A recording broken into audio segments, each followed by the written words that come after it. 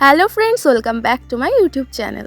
তো আজকে কি দেখছো বলো তো, আমার বউ ভাতের দিন, সেই ভিডিওটা তোমাদের আমি আজকে শেয়ার করব। তো এখানে আমি যে ভিডিওটা শেয়ার করছি এই সময়টা ছিল দুপুরবেলা আমাকে সাজিয়ে গুজিয়ে বসিয়ে দিয়েছে।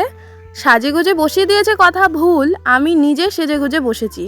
কারণ একটা বোনকে বলেছিল, সে এসেছিল, ঠিক আছে, দিয়ে আমি নিজেরটা নিজেই করে নিয়েছি, কারণ নিজেরটা নিজে করতে ভালোবাসি। আর এখানে এই দেখো তোমাদের দাদা ভাই যেন কি করেছিল, নিজের জন্য পাঞ্জাবি কিনে রেখেছিল আর আমার জন্য শাড়ি কিনে রেখেছিল না। সেই দিন গিয়ে শাড়ি কিনে নিয়ে সেই ব্লাউজ যে আমি সেলাই করতে বসেছি, লাস্টে যাই হোক ব্লাউজ অন্য জায়গা থেকে সেলাই করে নিয়ে আসলাম, কারণ মেশিন ভালো ছিল না। তো এখানে এই যে ভাতের থালা দেখতে পাচ্ছ, ভাত কাপড়ের একটা অনুষ্ঠান হয়েছিল, সেটা তোমাদের সাথে আমি শেয়ার করতে পারলাম না, কারণ ভিডিও করে দেওয়ার আমার লোকের প্রচণ্ড অভাব। কারণ আমি আমার বাড়ির থেকে কাউকে নিয়ে যাইনি, আমি একাই গেছি। আর নিজের লোক না থাকলে যা হয়, ওখানে আমি যে ভিডিও ধরার কাউকে বলবো সেরকম লোক আমি পাইনি। আর ওইদিকে ডান্স সবাই করছিল, নিজেদের আনন্দ করছিল, ওর জন্য আমি আর কিছু বলিনি। কি আর করার, নিজের ভিডিও নিজেই করতে হয়। এখানে বোতলটাকে স্ট্যান্ড করে নিয়ে আমি এখানে ভিডিওটা করছি। তো এখানে ডালটা দেয়া হয়েছিল না, ওর জন্য এখানে ডালটা নিয়ে নিলাম আমি। আর এই ব্যবস্থা কিন্তু আমার হাজবেন্ডই করেছিল, ভাত কাপড়ের ব্যবস্থাটা।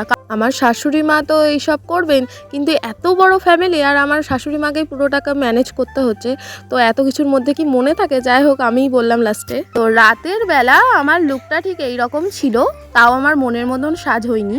আমার বউ ভাতে মানে সেই দাঁত বার করতে হয়, তাই আমি দাঁত বার করছি, যে মনের মতন সাজ আমার হয়নি। মেকআপ আর্টিস্টের কোনো দোষ নেই, তাকে আনা হয়েছে দেরিতে। তো সাজাতে ম্যাক্সিমাম 3 ঘন্টা টাইম লাগে, 2 ঘন্টার মধ্যে নিশ্চয় হয় না। তাও হুটোপাটি করে যখন কাউকে বলা হয়, মেকআপ আর্টিস্টকে যখন বলা হচ্ছে যে তাড়াতাড়ি করো, তখন কিন্তু তারও হাত কাঁপে। তো আমার বেলায় ঠিক সেই রকম হয়েছিল। তো এই যে শাড়ি পরানোটাও ঠিক করতে পারিনি, আমি সেজেই বেরোতে পারিনি ঠিক করে। এখানে এসে নিয়ে লাস্টে আমার বাড়ির থেকে সবাই গেছিলো, দিয়ে যেটুকুনি কমপ্লিট করার আমার বৌদিরা মিলে করে দিয়েছে। আর এখানে চলছে প্রি ওয়েডিং শ্যুট, পুরো রিসেপশন কিন্তু প্রি ওয়েডিং শ্যুটটা চলেছে। তোমাদের সাথে আমি এখনো শেয়ার করিনি, প্রি ওয়েডিং শ্যুটের ভিডিও খুব তাড়াতাড়ি আমি আপলোড করব, বিয়ের ভিডিওগুলো আপলোড করে নিয়ে। তো এই ভিডিওটা কিন্তু আমার বৌদি করে দিয়েছে, কারণ ওরা যাওয়ার পরেই আমি ভিডিওগুলো আরম্ভ করেছি। আমার কাছে এসে কিন্তু কেউ বলিনি ভিডিও করে দেওয়া, শুধু আমার সাথে ছবি যেটুকুনি দরকার ছবি তুলে নিয়ে মানে পালিয়েছে। তো তোমাদের দাদা ভাইয়ের এই ভিডিওটাও কিন্তু আমি করেছি। তো দাদা ভাই তো ব্যস্ত, সেদিন কি করে আমার ভিডিও করবে, না হলে তোমার দাদা ভাই কিন্তু আমাকে অনেক হেল্প করে। তো এখানে ক্যামেরাম্যান এই যে দাদা ভাইয়ের ভিডিও করছে, আর তোমাদের দাদা ভাই আমার দিকে দেখো তাকিয়ে আছে, দিয়ে আমি বলছি ওই দিকে তাকাও। দাদা ভাই বলছে আমি পোজ দিতে জানি না। তো এই যে আমি প্যান্ডেলটাকে একটু দেখানোর চেষ্টা করছি, সেদিনকে ঠিক এইরকম প্যান্ডেল করেছিল। বাড়ির পেছনে অনেকটা জায়গা আছে, তো সেইখানটায় বসার জায়গা, ডান্স এইসব করার জায়গা রেখেছিল। আর ওই সাইডে একটা মাঠ আছে, ওই মাঠে খাওয়ার জায়গা করেছিল। তো এই যে এবার তোমার দাদা ভাইকে আমি কি বলছি শোনো। এ हमारे हस्बैंड है, हाँ ये हम है, आज के शाम के लुक हमारे गला पूरा क्या बोलते हैं, আমার গলা পুরো ভেঙে গেছে। চলো প্যান্ডেল দেখো সবাই।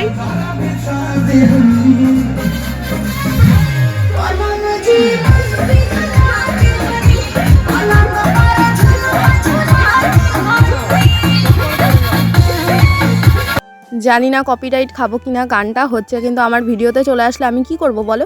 দেখতে পেয়েছো এখানে কতজন, এখানে সব নাচ, মানে যাদের উপলক্ষে অনুষ্ঠান তাদের কাছে কেউ নেই, সব কিন্তু নাচের জায়গায়। ভেবেই হাসি পাচ্ছে আমার। ওই যে আমার শ্বশুরমশাই উনি, দিয়ে আমি আর কি করব, আমি চারিদিকে ভিডিও করছি, কারণ আমার তো দেখাতে হবে একটু। আর এই দিনটা তো আর ফিরে আসবে না, ওর জন্য আমি ক্যামেরায় যতটা বন্দি করে রাখতে পারছি আর রেখে নিয়ে আমি ইউটিউবে ছেড়ে দেবো, যাতে ভবিষ্যতেও আমি দেখতে পাই। আর ওখানে ওই দেখো একটা শিব ঠাকুর রাখা হয়েছে, আমার কিন্তু এই জায়গাটা খুবই পছন্দ হয়েছে, মানে ফোয়ারা সিস্টেম করা। আর এই যে ওই দিকে খাওয়ার প্যান্ডেল করা হয়েছিল। তো অবশেষে তোমাদের দাদা ভাইয়ের মনে পড়েছিল যে আমার বউটাকে একটু নাচ করাতে নিয়ে যেতে হবে, তাই এখানে নিয়ে এসেছিল। আর কি বলছিল আর আমি হ্যাঁ বললাম, জানি না। আর কি গান, পুরুলিয়ার গান, বিহারি গান, আমি তো কোনো লিরিক্স বুঝতে পারি না। তো যাই হোক, যা তা হচ্ছিল, লাস্টে একটা হিন্দি গান দিয়েছিল, তখন আমি একটু নাচ করেছিলাম মানে কি, নতুন বউ নাচ করা ভাল লাগছিল না আমার নাচ করতে। এখানে যখন নাচ করতে নিয়ে গেছিলো তোমাদের দাদা ভাই, তখন সব আমার দেওররা ছিল, মানে দেওরের বন্ধু, ওই যে পাঞ্জাবি পরা লাল পাঞ্জাবি পরা, ওটা আমার দেওর, আর এইদিকে আর একটা দেওর, আমার দেওর আর এই দেওরটার নাম একই, দেওরের বন্ধু। তো বিশাল নাচ করছিল, তো আমিও একটু নাচ করলাম। তো আমার শ্বশুর বাড়িতে নাচ পর্ব চলেছে ভোর 4:30 পর্যন্ত শুনলাম লাস্টে। তো নাচ টাচ মিটে যাওয়ার পরে আমরা তো ঘরে চলে গেছি। তো সবার উদ্দেশ্যেই একটা কথা বলার, যেসব মানে নতুন বউ আছো তোমরা, নিজেরটা মানে তোমার দিন তোমরা নিজের মতন নিজে ভালো করে সেজে নিও, নিজের দিন যেন মিস করো না, ঠিক আছে? ভালোভাবে সেজে নিও, তোমরা যেমন চাও তেমনভাবেই থেকো, নাহলে এই দিনটা কিন্তু ফিরে পাবে না। তো অনেকের সাথেই অনেক রকম হয়, সে তো বুঝতেই পারলে। আমি বললাম লাস্টে, আমি ওই ফটোশ্যুটের জন্য ওড়নাতে জল পড়ে গেছিলো, ওর জন্য আমি ওড়নাটা খুলে ফেললাম। যাই হোক, নিজেকে মানিয়ে নিতে হয় সব জায়গায়, অনেক জায়গায় তো অনেক নিজের মতন পাওয়া যায় না, তো আমিও নিজেকে মানিয়ে নিয়েছি। যাই হোক, সবাই ভালো, খুব ভালো লাগলো রিসেপশন পার্টি আমার নিজের কাছে।